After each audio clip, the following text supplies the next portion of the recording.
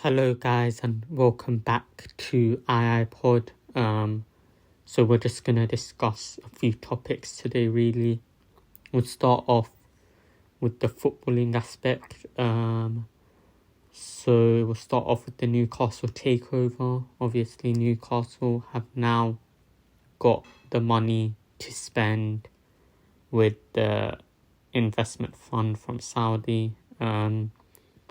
I think obviously this is huge because now they can sign pretty much whoever they want, but a rebuild does take a long time.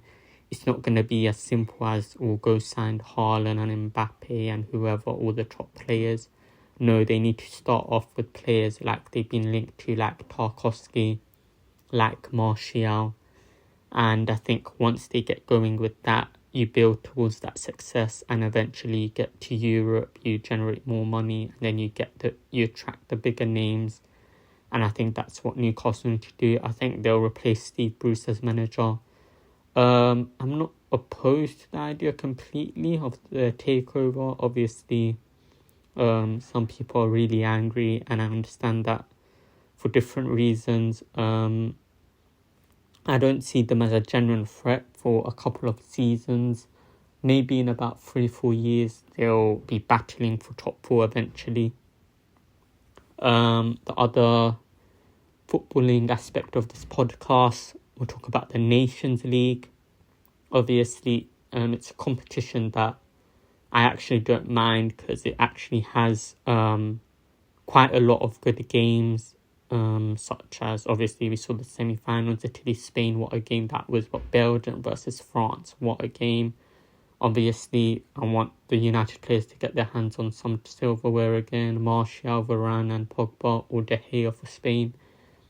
I think it'll be an interesting game, but I think France, you see the talent they have. Spain though, Luis Enrique as their manager, what a tactical coach he is, brilliant. So it'll be interesting to see who comes out on top. I'm going to go France, but it could be Spain easily as well. A lot of people have been discussing Donnie Van Der Beek again. So I thought I'll dive into it in a bit more detail. So I always see Donnie as a more attacking midfielder. I can see him playing box to box. The 2 times he's played at pivot was against Wolves in that end of season game where literally nothing was on the line, and the pre-season games against Everton. So, him and Matic do get along well, but they haven't been tested to like the real limits where it's a big game and there's a lot on the line. That sort of game. So I'm not too sure about Donny. We've basically kind of don't need him right now. He's kind of the backup to Bruno basically, and Bruno ain't ever going to get dropped. So I think either we sell him on January or we somehow find a way to fit him into the team, but it looks very impossible. Last thing I wanted to discuss is, there's actually another one, Ballon d'Or nominations. Those were absolutely terrible. I mean, have you seen a worse list of candidates? I think it's probably between Messi and Lewandowski, and I'll probably lean towards Lewandowski. Not only this year, but I think last year he was just robbed of it. Clearly the best player last year, and he didn't get it.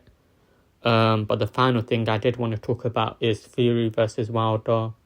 What a match I say what a match, it's not really, it's a bit boring right now, let's be honest. I do expect Fury to win. Wilder needs to do something special. I'm not too sure what will happen if Wilder does come out victorious, because it'll be 1 win, 1 draw and 1 defeat for both of them. So what do they do, a 4th match? Because no one wants to watch that. But I think Fury will win this one and predict a 7th round knockout win.